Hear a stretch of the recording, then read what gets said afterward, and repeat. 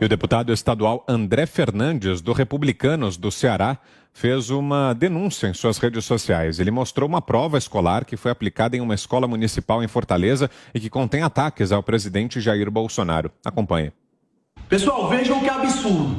Estou aqui em mãos com uma prova da Escola Municipal Florival Alves Serain, do município de Fortaleza. Uma prova de geografia com o professor Carlos Vasconcelos, aqui tem todas as informações, ano letivo 2021, terceiro bimestre, numa disciplina de geografia, e vejam as questões. Por exemplo, questão 14. A pergunta é o seguinte: o que é Covid-19? E aí, dos incisos tem dizendo aqui, ó, ponto 2, é uma gripezinha e um resfriadinho, como disse Bolsonaro. Isso numa prova do supletivo do EJA no município de Fortaleza, o professor Carlos Vasconcelos. Não para por aí. 15ª questão: quem é o culpado pelas mortes de mais de 550 mil pessoas no Brasil, por não ter tomado as devidas providências adequadas e necessárias para salvar essas vidas com a compra da vacina? E tem as opções. Aqui o primeiro diz: presidente da República Jair Messias Bolsonaro. Sabe o que é pior? É que tem todas as provas onde o professor mandou no grupo dos alunos, colocando que as opções corretas eram culpado, presidente Jair Messias Bolsonaro. Ou seja, algo que deveria ser uma opção, ele colocou como se fosse certeza. E quem não concordar, pode até zerar numa prova dessa. Vejam essa outra questão.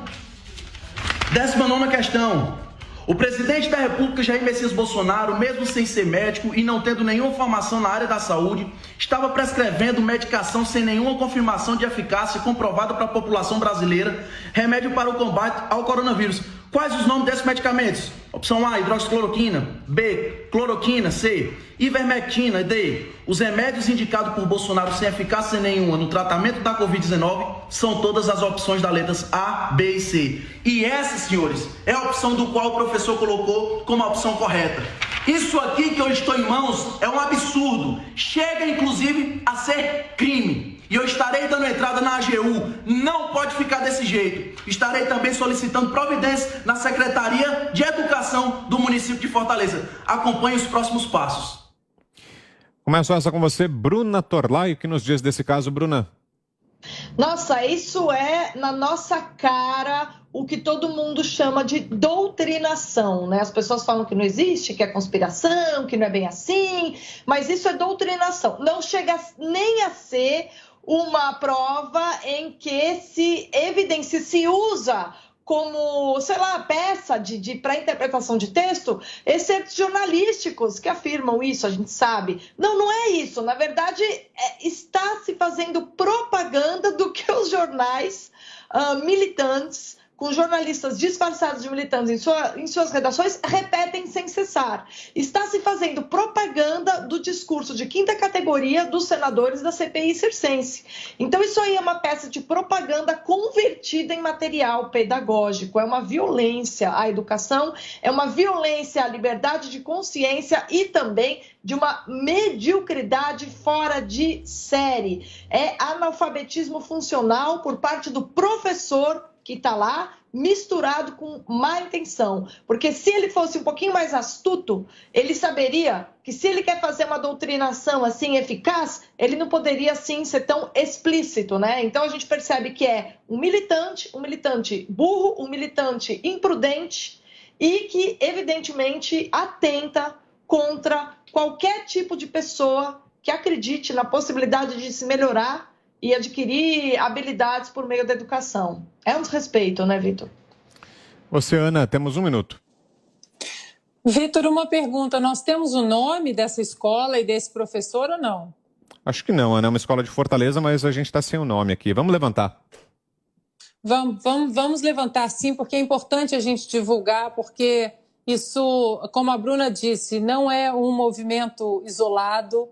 Essa doutrinação ela vem acontecendo nas escolas brasileiras. Eu tenho amigas também com crianças no período escolar que voltam para casa completamente chocadas com os deveres, né, que voltam.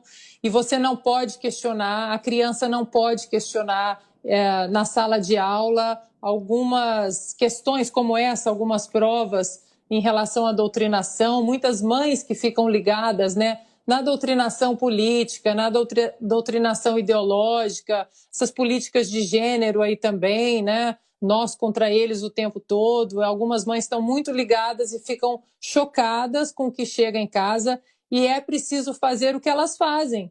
Se organizam e vão até a escola. Isso não é um movimento que acontece no Brasil apenas. Aqui nos Estados Unidos está acontecendo a mesma tentativa de doutrinação político-ideológica dentro das escolas, mas muitos pais estão se organizando em assembleias.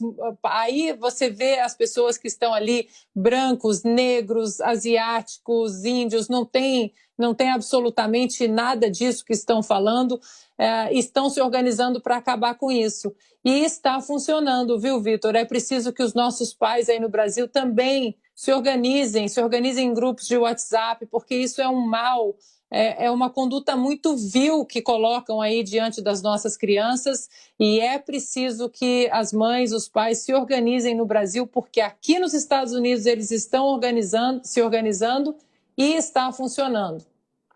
Bom, e só para deixar registrado, o próprio deputado mencionou, e segundo o deputado, se trata da Escola Municipal Florival Alves Seraine, em Fortaleza.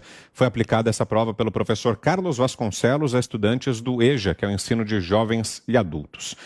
Você, Zé, um minuto.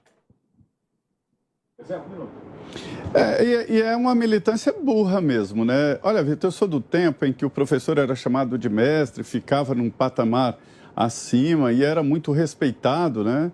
E cuidava exatamente de ensinar conteúdo e, evidentemente, conceitos de vida, de família e por aí adiante.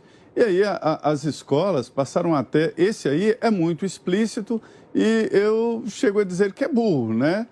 Porque é uma militância burra e o perigoso mesmo é aquele trabalho constante que vem, por exemplo, nas redações.